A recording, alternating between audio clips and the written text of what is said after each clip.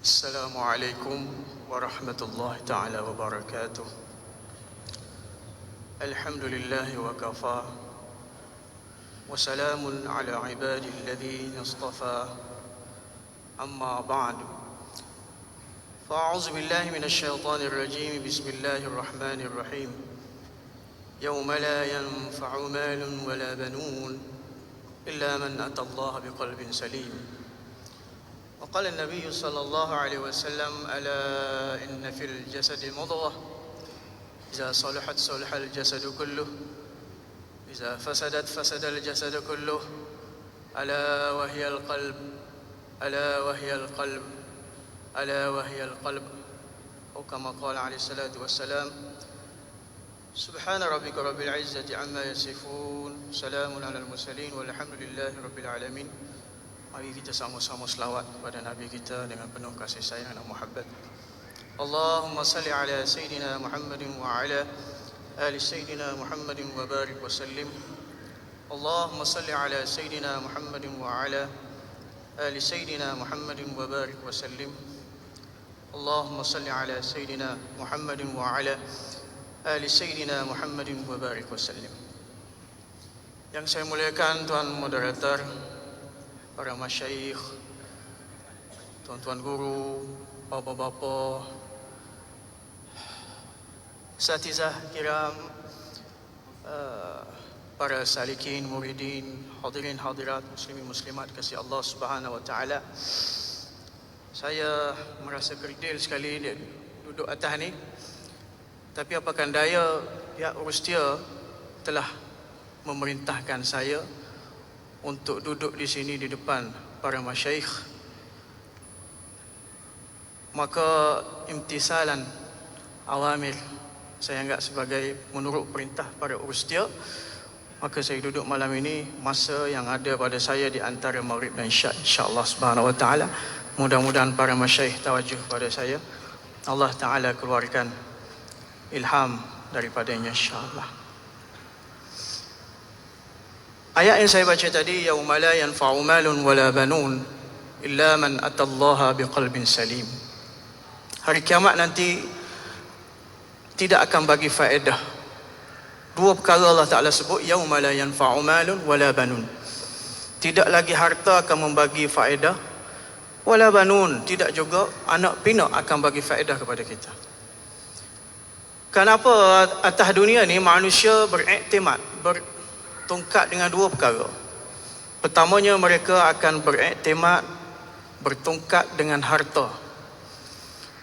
Kalau mereka ada harta, mereka kata mereka boleh beli segala-galanya. Mereka akan tenang, mereka akan hidup gembira dan sempurna. Sedangkan kalau kita ada harta, mungkin kita boleh beli spek, tetapi kita tak akan dapat membeli penglihatan yang jelas. Satu orang ada harta, dia boleh beli pakaian, libas yang cantik, tetapi dia tak dapat membeli kecantikan. Satu orang yang ada duit, mungkin dia boleh beli kitab, tetapi dia tak dapat beli ilmu daripada Allah Subhanahu wa taala. Satu orang yang ada duit, dia boleh beli tilam yang empuk, tetapi dia tak dapat beli tidur yang lena. Yauma la yanfa'u malun wala banun. Atas dunia lagi manusia bertongkat dengan harta. Kalau ada harta, mereka kata mereka dapat selesai segala perkara.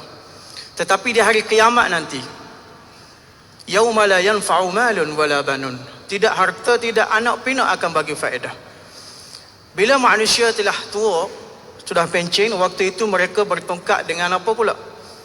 Banun. Dia kata salah satu anak aku doktor, yang kedua anak aku profesor, yang ketiga anak aku apa lagi, influencer zaman sekarang ni. Maka dia bergantung pada anak dia pula. Maka Allah Ta'ala kata hari kiamat nanti tidak akan bagi faedah, baik harta, baik anak pinak.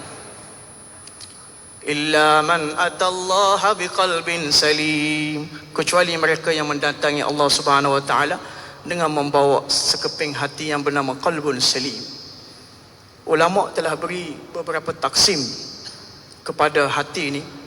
Pembahagian pertama hati, ulama bagi kepada satu qalbun salim. Qalbun, hati yang sejahtera, suci, bersih daripada segala syirik, segala mazmumah, penyakit-penyakit hati, riak, takabur, hasad, dengki dan segalanya. Dia bawa mari sekeping hati yang qalbun salim.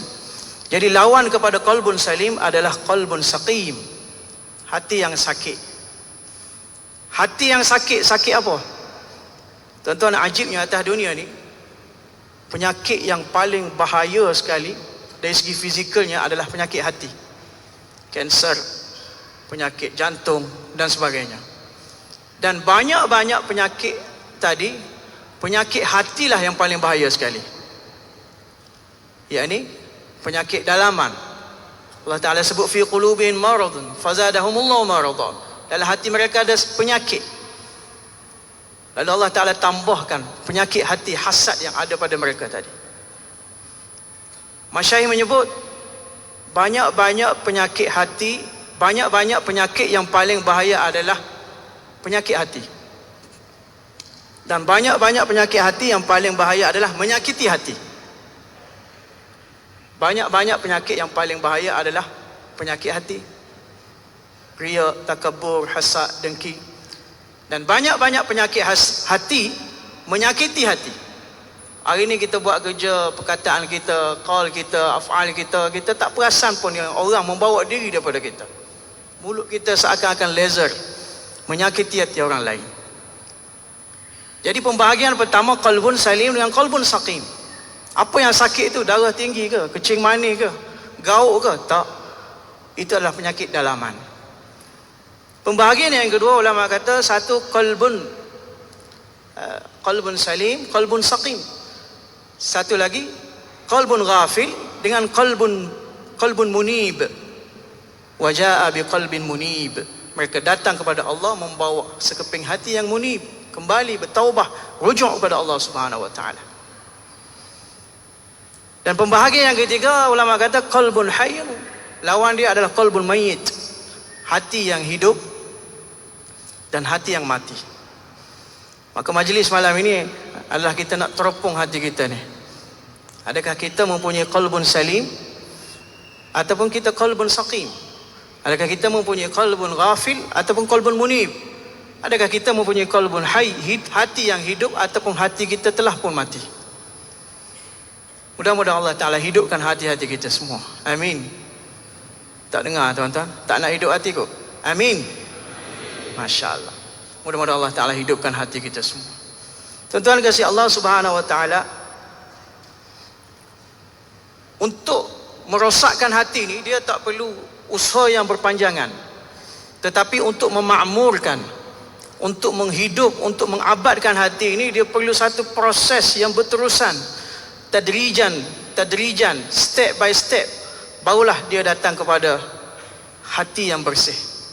Tadi pembentang kita menyebut proses pertama takhliyah, mengosongkan hati daripada segala mazmumah, riya, takabur, hasad, dengki daripada hati kita ni. Daripada takhliyah datang proses yang kedua, tahliyah, proses mengisi dan memperhiaskan hati kita dengan sifat-sifat mahmudah, sabar, tawakul, taqwa, tahammul dan sebagainya. Dan proses yang ketiga barulah proses yang disebut sebagai tajalli. Tajalliyat Allah Subhanahu wa taala akan datang dalam hati kita. Ulama menyebut qalbul mu'min arsyullah, arsyur rahman. Hati orang mukmin itu arasy rahman. Bila sebut arasy rahman ataupun baitur rahman, bukan bermakna Allah Ta'ala menempat di situ. La haula wala na'udzubillah min zalik. Allah Subhanahu wa taala ada satu zat, laisa bijismin wala bi'aradin wala bijauharin wala yamurru alaihi zaman wala yashtamilu alaihi al-makan. Bila kita kata Kaabah Allah, Ka'batullah, Baitullah, bukan makna Allah bertempat di situ, na'udzubillah, paling azamillah. Tetapi maksud apa? Tajalliyat zatiyah, tertumpu di situ. Demikian bila mana hati kita telah ditakhliyah, dikosongkan, ditazkiyah, telah diislahkan, kemudian telah ditahliyah, telah disucikan, telah diperhiaskan dengan sifat-sifat mahmudah, taqwa, tahammul dan segala sifat-sifat yang baik, barulah tahliyah atau tajalli Allah akan masuk dalam hati kita. Itu masuk qalbul mu'min arsyullah. Hadis lain-lain Nabi SAW menyebut melalui hadis qudsi bahawa la yasa'uni ardi wala samai lakin yas'uni qalbu 'abdil mu'min. Aku tidak memenuhi langit ataupun bumi, tapi aku akan memenuhi hati abdul mu'min, hamba Allah yang mukmin. Maksud apa? Rahmat Allah, muhabbat Allah, cinta Allah, kasih saya akan masuk memenuhi dalam hati orang yang mukmin. Jadi sebab itulah proses pertama dalam tasawuf adalah mereka tumpu kepada hati. Nabi SAW bersabda dalam mana hadis yang saya baca pada mukaddimah tadi, ala inna fil jasadil mudghah iza salahat salahal jasadu kulluh.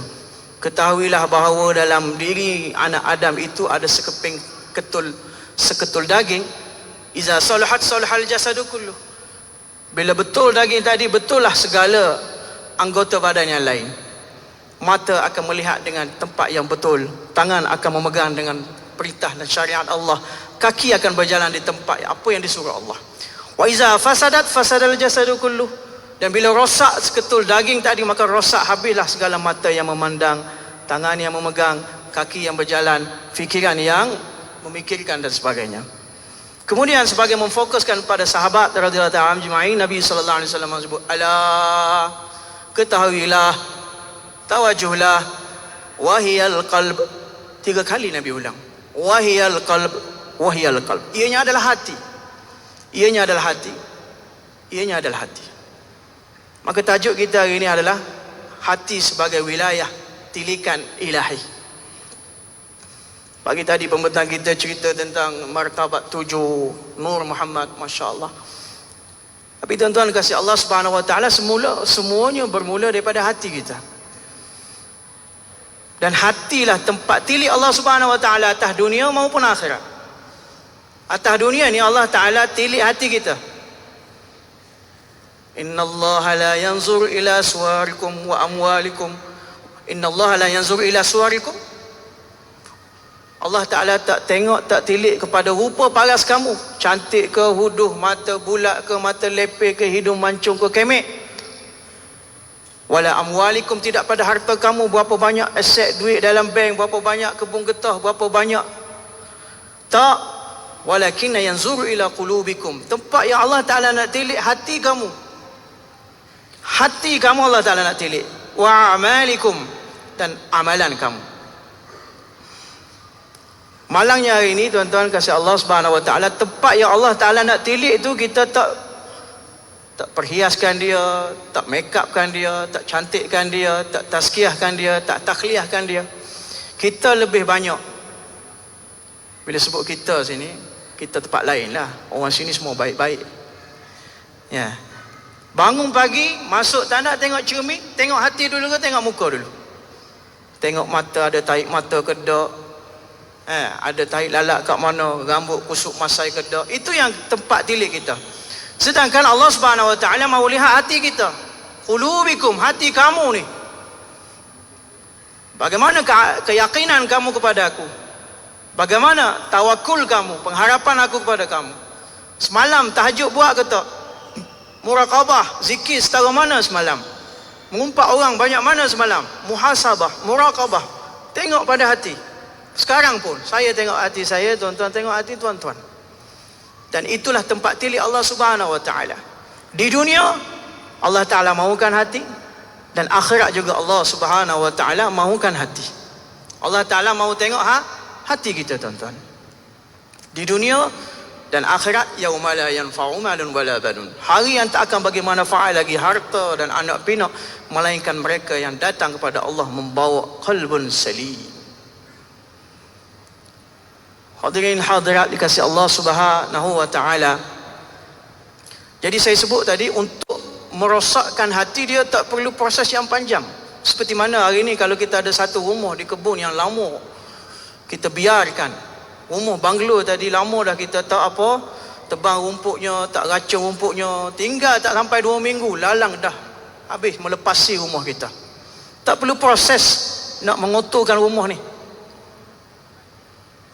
Tapi untuk membersihkan rumah tadi, dia perlu proses. Sikit-sikit tebah, sikit-sikit depan rumah, lepas tu masuk dalam rumah, lepas tu kita bersih lantainya, atapnya, dindingnya, lepas tu baru kita pasang kapet, kita pasang perfume dan sebagainya, barulah dia bersih. Step by step. Tapi nak rosakkan hati tak payah tuan-tuan. Duduk satu malam kita lalai, duduk dalam keadaan lalai. Fatala alaihimul amad faqasat qulubuhum. Duduk dalam keadaan yang lalai berpanjangan, ghaflah. Faqasat qulubuhum, lalu keraslah hati mereka itu. Kan? Jadi tuan-tuan kasih Allah Subhanahu wa taala, Allah Subhanahu wa taala kurniakan kepada kita sepasang mata, sepasang telinga. Allah Subhanahu wa taala kurniakan kepada kita sepasang tangan, sepasang kaki. Dan ajibnya Allah Subhanahu wa taala kurniakan kita hanya satu hati. Setiap orang ada satu hati. Ma ja'alallahu li rajulin min qalbayni fi jawfi. Allah Subhanahu wa taala tak kurniakan kepada seorang itu dua hati di dalam dada dia. Tak mungkin ada dua hati. Allah Ta'ala hanya kurniakan satu hati, dan Allah Ta'ala mahukan hati ini hanya saja diserahkan kepada Allah yang satu. Sebut subhanallah. Kat majlis zikir, sepasang masa, sepasang mata, sepasang telinga, sepasang kaki, tapi hati satu. Dan hati yang satu Allah Ta'ala mahu kita serahkan kepada Allah yang satu. Tuan-tuan dikasihi Allah Subhanahu wa taala, tak mungkin satu orang itu ada satu hati, kemudian dalam masa yang sama, hati yang sama diserahkan kepada Rahman, hati yang sama diserahkan kepada syaitan. Allah Subhanahu wa taala hanya mahu khalisatan, menyerahkan hati kita ini ada hanya kepada Rahman. Tak boleh ya kita cinta Allah, kita kata kita cinta Allah, cinta Rahman, dalam masa yang sama kita cinta dunia, cinta makhluk, cinta masih Allah. Allah mahukan hati kita hanya disematkan hanya cinta, muhabbat, kasih sayang Allah dalam hati kita. Tuan-tuan dikasihi Allah Subhanahu wa taala, hari ini bagaimana nak masuk cinta, muhabbat Allah dalam hati kita, sedangkan dalam hati kita dipenuhi dengan taswir, gambar-gambar, patung-patung masih Allah selain Allah. Ada orang dalam hati dia ada gambar-gambar dunia, ada orang ada gambar-gambar harta benda, ada orang ada gambar-gambar duit dalam bank, ada orang ada gambar-gambar bisnes, ada orang pelbagai taswir gambar dalam hati dia.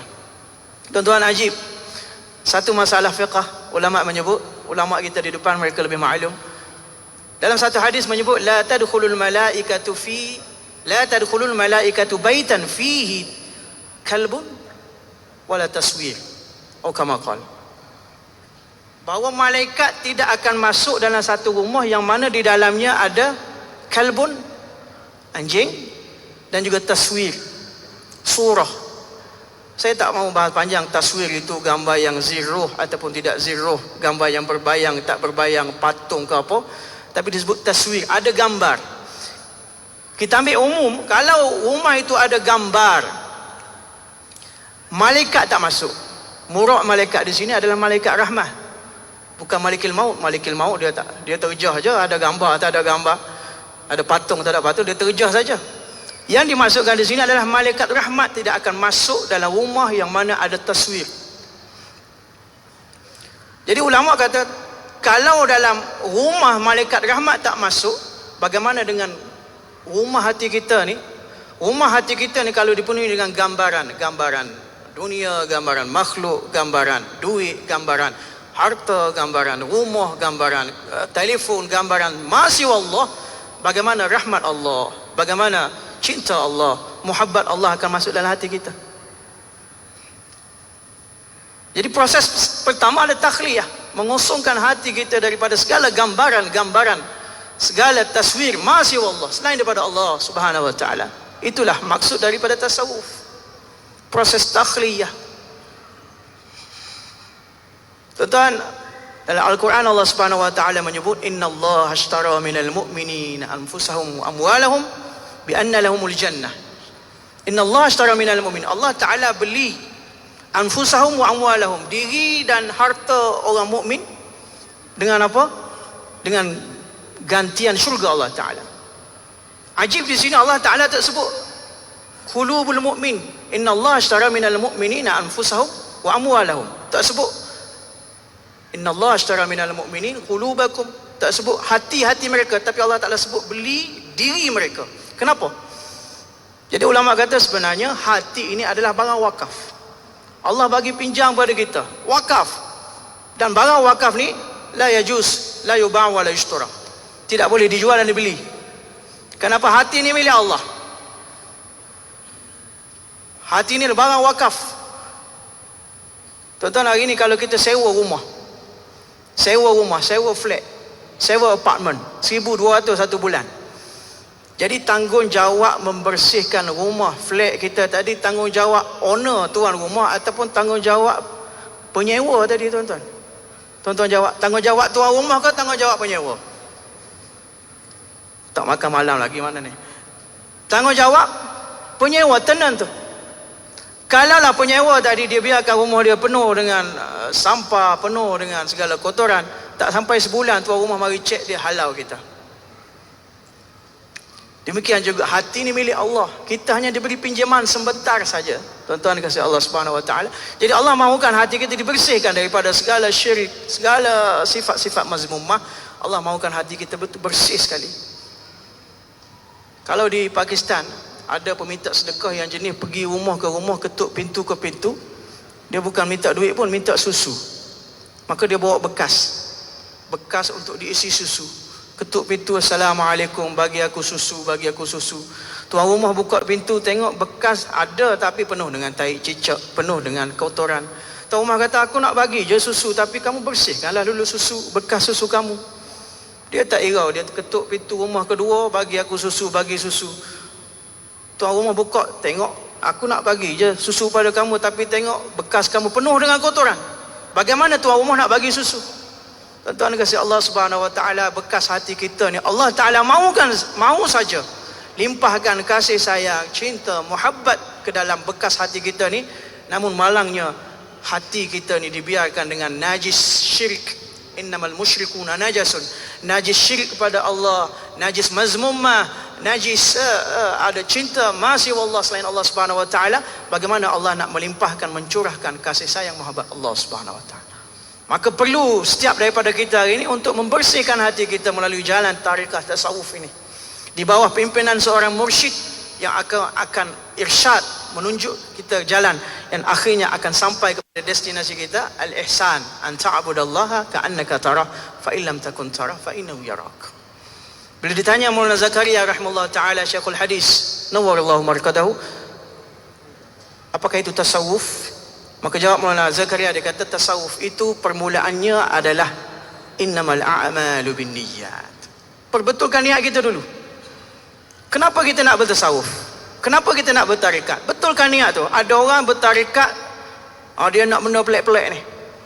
Dia kata tarikat lepas ni boleh terbang atas langit dah, dia kata. Ada orang bertarikat lepas ni boleh menyelam dalam air dah. Tuan-tuan, ulama kata kalau kamu bertarikat boleh terbang atas udara, kamu tak lebih hebat daripada burung-burung yang berterbangan. Kalau kamu nak bertasawuf, kamu nak menyelam dalam air, kamu tak lebih hebat daripada ikan-ikan. Jadi teropong hati kita, kenapa kita bertarikat? Kenapa kita datang kepada kota sufi hari ini? Semata-mata kita nak bernetwork, ada kawan yang banyak lubang jobnya, kontraknya, kita datang nak jumpa, kita betulkan niat kita atas tujuan apa? Innamal a'malu binniyat wa nihayatuhu, kata Maulana Zakaria, adalah an ta'budallah ka'annaka tarah, bahawa kamu beribadat, zikir kamu, semayang kamu, tilawat kamu, muraqabah kamu, musyahadah kamu, ka'annaka tarah, seolah-olah melihat Allah. Disebut ka'annaka, kenapa? Dunia ini Allah Ta'ala tak bagi pun mata yang boleh melihat Allah. Ru'yatullah berlaku di syurga nanti. Moga Allah Ta'ala bagi kita ru'yatullah di syurga bersama-sama, amin. Ka'annaka tara fa illam takun tara, kalau kita tak dapat kaifiat yang pertama itu, yakinlah Allah Subhanahu Wa Taala fa innahu yarak, Allah Subhanahu Wa Taala melihat kamu. Ihsan itu adalah destinasi terakhir. Jadi tuan-tuan kasih Allah Subhanahu Wa Taala, bila mana kita telah membuat proses takhliyah tadi, kemudian proses tahliyah tadi, bila berlaku proses ini, bila cinta Allah, muhabbat Allah, kasih sayang Allah masuk dalam hati kita, afsaduha wa ja'alu 'izzata ahliha azillah. Tuan-tuan, ajib satu kisah di zaman Sulaiman alaihissalam, bila mana dia nak dakwah Balqis, ulama tahu kan, ya ayyuhal mala'u inni ulqiya ilayya kitabun karim kan, di mana Balqis telah minta, innahu min Sulaiman wa innahu bismillahirrahmanirrahim, Bila dapat utusan surat daripada Sulaiman alaihissalam, maka Balqis telah minta syur pandangan daripada pembesar-pembesar, diberi pelbagai syur dan pandangan. Akhir sekali Balqis kata apa? Qalat innal muluka iza dakhalu qaryatan afsaduha wa ja'alu 'izzata ahliha azillah. Sadaqallahul azim. Innal muluka iza dakhalu qaryatan, sesungguhnya raja-raja bila mereka masuk kampung, bandar, satu-satu tempat itu, proses pertama mereka melakukan afsaduha, mereka rosakkan habis segala kelengkapan di bandar tadi. Lapangan terbangnya, bangunannya, tempat awamnya, kemudahannya dihancurkan habis. Itu step pertama.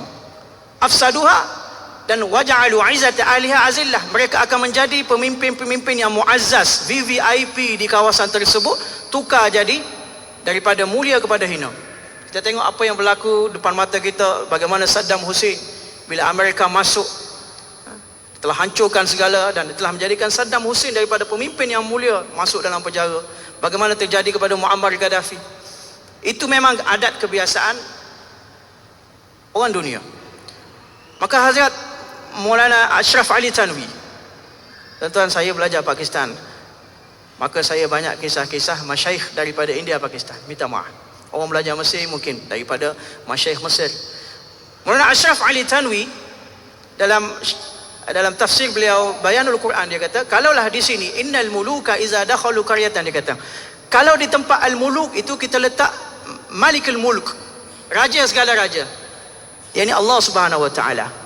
Iza dakhalu qaryatan, kita letak qaryatan di sini, qaryatul qulub, yakni kampung hati. Afsaduha, bila mana raja segala raja, kita tanggung di sini, yakni rahmat raja segala raja, cinta muhabbat raja segala raja. Bila kita buat proses takhliyah, tazkiyah tadi, bila cinta muhabbat raja segala raja telah masuk dalam qaryah, kampung hati kita, afsaduha. Afsaduha makna berlaku revolusi di sini, berlaku satu perkembangan di sini, revolusi berlaku.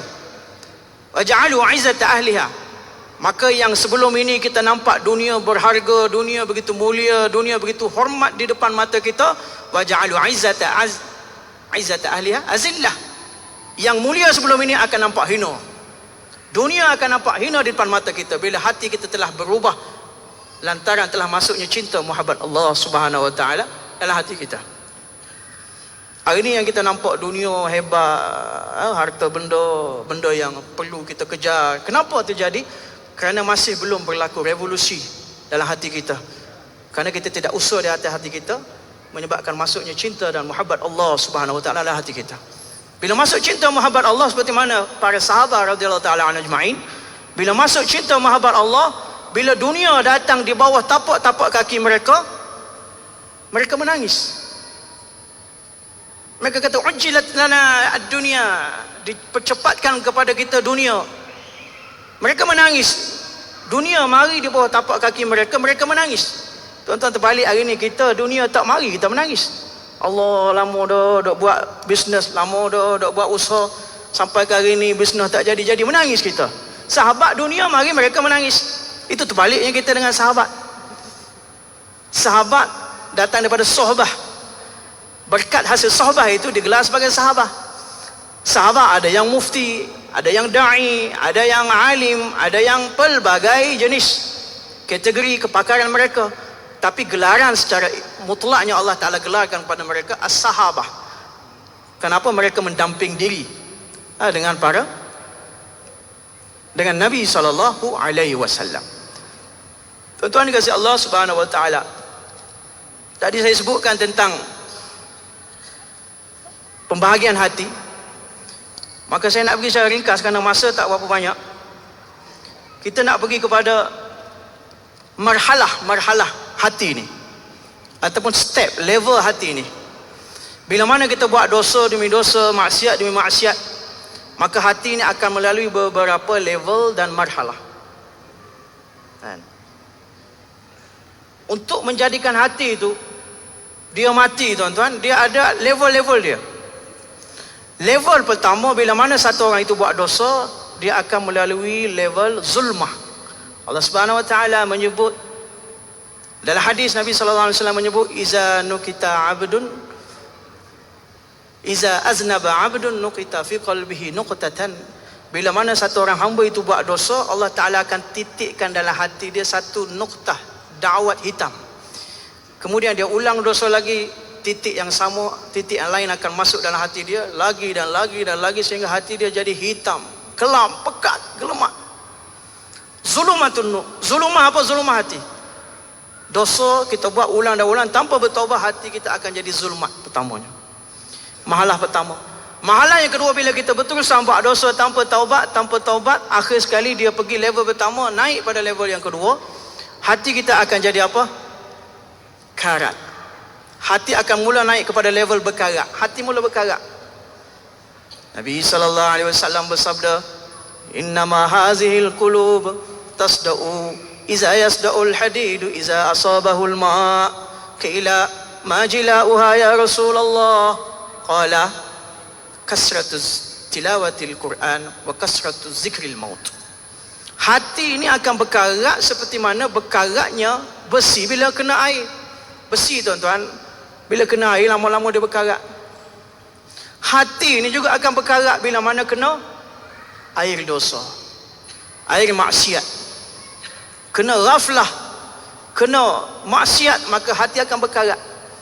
Maka sahabat tanya, ya Rasulullah, kalau besi berkarat tu bolehlah kita pakai autoso ke apa, kain, kalau apa itu kotor kita pakai fat ke beris, tapi hati berkarat. Sahabat mereka tak puas hati, mereka tanya, ya Rasulullah, majilau, apa rawatan bagi hati yang berkarat? Nabi sallallahu alaihi wasallam ajar dua perkara. Pertama, kasratut tilawatil Quran, banyakkan baca Al-Quran. Banyakkan baca Al-Quran. Bagi orang mukmin paling kurang ulama kata 2 kali setahun dia kena usaha untuk khatamkan Al-Quran. Sayyidina Uthman radhiyallahu anhu berkata, "Lau taharat qulubukum ma syabi'tum min kalami rabbikum." Kalaulah hati kamu itu suci, bersih, nescaya kamu tidak akan puas daripada membaca Al-Quran. Hari ini kita teropong hati kita. Bila kita baca Quran satu muka, lemari macam Allah beratnya. Bila nak habis? Masuk muka surat kedua, Allah lambatnya. Bila nak habis? Tapi kalau pegang telefon tu, ada Quran juga dalam tu. Kan? Lepas sejam, 2 jam. Lepas 2 jam, 3 jam. Cepat je masa berlalu. Lau taharat qulubukum, kalau hati kamu bersih, maka kamu tidak akan puas daripada membaca Al-Quran. Ibnu Mas'ud kata, hariku bihil qulubukum, gerakkanlah, harakatkanlah hati kamu dengan Al-Quran. Pertama, banyak baca Al-Quran. Yang kedua, kasratuz zikril maut, banyak ingat mati. Ingat mati ni Nabi sallallahu alaihi wasallam menyebut, aksiru zikra hazimil lazzat, perbanyakkan mengingati pemecah kelazatan. Hari ni tuan-tuan, yang kita banyak angan-angan nak tambah tu, nak tambah ni, nak buat ni, seolah-olah nak hidup 1000 tahun lagi. Kenapa? Kita jarang ingat mati. Sedangkan mati itu, kata Nabi sallallahu alaihi wasallam, pemecah kelazatan. Yang kita duk rasa lazat sedapnya dunia ni kerana kita jarang ingat mati. Kalau satu orang itu buat rutin hari-hari, buat muraqabah maut, sebelum tidur aku ni nak mati, lepas ni aku di tanah, lepas ni mari muka nakir, mari duk soal aku, maka hati kita akan jadi lembut. Imam Ad-Daqqaq rahimahullah ta'ala kata, man zakaral maut faqad ukrima bi salasatin. Siapa yang ingat mati, dia akan diikramkan, dimuliakan dengan 3 perkara. Pertama, ta'jilut taubah. Yang kedua, qina'atul qulub. Dan yang ketiga, nasyatu fil ibadah. Bila banyak ingat mati, pertama je Allah Ta'ala bagi taufik untuk percepatkan taubat. Hari ni kita taubat, tapi kita delay taubat kita, takhirkan taubat kita. Orang yang banyak ingat mati, Allah Ta'ala bagi dia percepatkan taubat. Yang kedua, qina'atul qulub, hati dia rasa cukup, Allah bagi apa, alhamdulillah. Allah bagi dunia banyak ni, alhamdulillah, cukup qinaah. Dan yang ketiga, an-nasyatu fil ibadah, Allah bagi kerajinan dalam ibadah. Hari ni kita duk malas dalam ibadah kita, dalam sembahyang kita, tilawat kita, kenapa? Kerana kita jarang ingat mati. Man nasiya bil maut, barang siapa melupa imat, man nasiya bil maut, barang siapa melupa mati, faqad ujila bi thalathatin, akan dipercepatkan dengan 3 perkara. Lupa mati, Allah Ta'ala lupakan, akan Allah segerakan dia dengan 3 perkara juga. Pertama, taswiful taubah, dia akan melengah-lengahkan taubat. Yang kedua, tarikul ridha bil kafaf, dia akan meninggalkan untuk redha di atas apa pembahagian rezeki Allah Subhanahu wa taala kepadanya. Dan yang ketiganya, takasulu fil ibadah, dia akan malah dalam ibadat. Semayang 2 rakaat sebelum zuhur jadi malah. Semayang pun secara terpaksa je.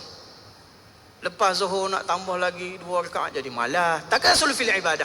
Nak zikir jadi malah, nak baca Quran jadi malah, segala bentuk ibadah jadi malah. Kenapa kita jarang mengingati mati? Jadi 2 perkara ni. Itu manzil yang kedua. Hati akan jadi apa tuan-tuan? Ron, karat. Satu rainul qulub, karat hati. Satu ghainul qulub, bil ghain. 2 minit lagi. 2 minit lagi tuan-tuan. Baru mukadimah rasanya. Tak apa tuan-tuan. Yang penting kita pergi pada khulasah. Kan? Bagaimana kita nak hidupkan kembali hati kita yang mati ni? Satu kali dalam majlis Hasan Basri rahimahullah ta'ala, Hasan Basri lepas habis majlis tadi, ada satu orang datang dekat dia macam ni lah lebih kurang. Dia kata, Tuan Imam, dia kata, Tuan Imam segarkan saya dengan syurga, takutkan saya dengan neraka, tapi hati saya tidak terkesan. Saya rasa hati saya ni telah tidur. Hasan Basri kata apa? Sebenarnya hatimu tak tidur ni, tapi hatimu ni mati dah. Kalau orang tanya kata mapuh dah hatimu ni, bukan tidur. Kenapa? Kalau orang tidur, kita jerkah dia. Orang duk tidur dalam bayan ni, ada tidur. Bila kita sergah ke hati yang tidur, kalau aku sergahkan kamu dengan neraka, sergahkan kamu dengan azab kubur, kamu akan jaga. Tapi kamu bila aku sergah dengan neraka, dengan azab kubur, kamu masih tak jaga, makna hati kamu belum tidur. Bukan tidur, malah hati kamu telah mati dah. Jadi tuan-tuan, bila hati dah mati, bila kita mati tak boleh hidup lagi. Tapi hati mati tuan-tuan, ada jalannya. Jalan untuk menghidupkan kembali hati kita. Pertama, an-nadmu at-taubah, penyesalan. Air mata penyesalan. Kita kena menyesal. Pintu pertama satu orang yang kena lalui untuk pergi kepada pintu-pintu seterusnya adalah abbabut taubah, pintu bertaubat kepada Allah Subhanahu wa taala. Pertama, kita kena bertaubat kepada Allah Taala di atas segala kesilapan, dosa-dosa maksiat. Baik kita kata kita ni orang yang tak melakukan dosa-dosa besar, pun ulama kata kena tetap bertaubat di atas dosa-dosa kecil yang kita buat ulang-ulang. Bertaubat di atas dosa kecil. Baik kita kata kita ni tak buat dosa-dosa kecil, wali Allah besar dah, pun tetap kita kena bertaubat di atas was-was syaitan yang mari dalam hati kita, nak buat tu, nak buat ni. Dalam semayang pun dia mari. Kita kena tetap bertaubat, ya Allah, was-was syaitan yang ada dalam hati aku. Baik kata orang tu, dia kata aku pun was-was tak pernah datang dalam hati aku. Tetap dia kena bertaubat di atas perbuatan amalan ibadah yang dia lakukan, tapi tak cukup syarat, tak cukup hak yang Allah Ta'ala nak daripada ibadah dia, tak dapat sempurnakan. Maka dia kena bertaubat di atas tidak dapat menunaikan hak ibadat itu sendiri. Siapa kita yang kita kata kita telah lulus segala ibadat, ada ikhlas dalamnya, ada kesempurnaan dalamnya, sedangkan Nabi kita junjungan besar Muhammad Mustafa wa Ahmad Mujtaba sallallahu alaihi wasallam, di antara doa Nabi sallallahu alaihi wasallam menyebut, ma'arafna kama haqqa ma'rifatik, ya Allah, aku belum mengenali kamu seperti mana hak aku mengenali kamu, ya Allah. Ma'abadna kama haqqa ibadatik, ya Allah, aku belum beribadat kepada kamu seperti mana hak aku sepatutnya beribadah kepada kamu. Siapa kita tuan-tuan yang kita mendakwa kita dah orang yang hebat, orang wali besar, tak ada dosa, pun tetap kita kena bertaubat di atas kekurangan amalan yang kita lakukan. Jadi pertama, penyesalan, an-nadmu at-taubah, penyesalan itu taubat. Yang kedua, ijtinabul maksiat, kita kena elakkan daripada segala maksiat-maksiat, baik maksiat mata, maksiat telinga, maksiat hati. Hari ni ramai orang dapat jaga mata, dapat jaga tangan, tapi tak dapat jaga hati. Sambil-sambil duduk sorang-sorang dia buat maksiat. Dia duduk flashback balik masa dia muda dulu, di sekolah dulu, di ITM ke, di universiti ke, dia ingat balik. Dia duduk berapa fantasi dalam hati dia, itu pun buat dosa. Jadi ijtinabul maksiat. Dan yang ketiga, kita kena apa? Kita kena doa pada Allah Ta'ala, khususnya pada waktu tahajud. Kenapa kata Imam Syafi'i, doa pada waktu tahajud seperti mana anak panah yang mana akan kena pada targetnya yang tepat. Yang keempat, kita kena sahabatul ulama, Sahabatus sulha, duduk dalam majlis-majlis para ulama, para wali-wali Allah, para ulama rabbaniyin, duduk dalam majlis mereka, dengar kata-kata hikmah daripada mereka, kerana kata-kata hikmah itu akan menghidupkan kembali, seperti mana hujan akan menyegarkan kembali tanah yang gersang.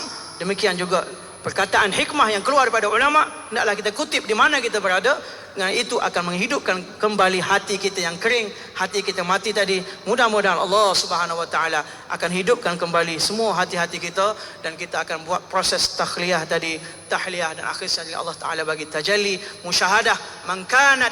Man kanat bidayatuhu mujahadatan fakanat nihayatuhu musyahadatan. Siapa-siapa yang mula-mula dia bermujahadah, begitu sungguh susah payah dalam zikir dia, ibadah dia, semayang dia, fakanat akhiru, maka akhir sekali dia akan dapat musyahadah, ihsan daripada Allah Subhanahu wa taala.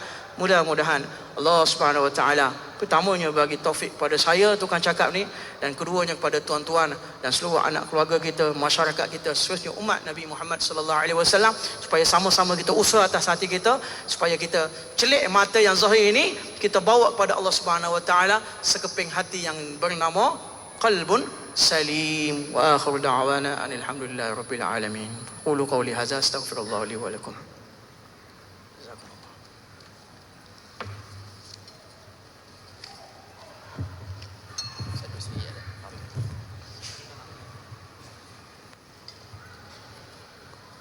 Alhamdulillah, demikianlah tadi sedikit perkongsian yang daripada Maulana Wan Aswadi bin Wan Mad'im Al-Mujaddidi, yang tajuknya Wilayah Hati sebagai Pusat Tilikan Ilahi. Sebelum tu kami juga minta maaf kerana waktu pembentangan yang tidak panjang sepanjang kita berkota sufi ini. Jadi untuk seterusnya, majlis menjemput Al-Fadhil Ustaz Amran bin Haji Awaluddin, Timbalan Mufti Kerajaan Negeri Sembilan, untuk menyampaikan sedikit cenderamata kepada pembentang kita. Majlis mempersilakan.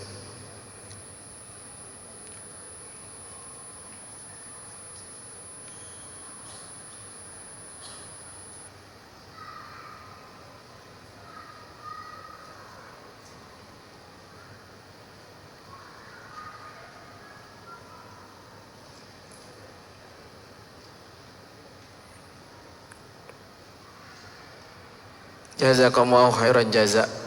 Jadi insya-Allah selepas ni kita akan melaksanakan solat fardu isyak secara berjemaah.